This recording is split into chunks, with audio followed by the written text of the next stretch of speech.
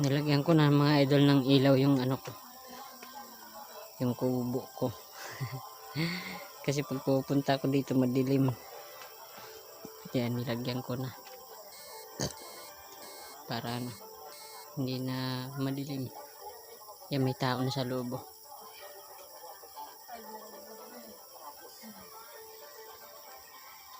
Si Ampad pala, dito pala si Ampad.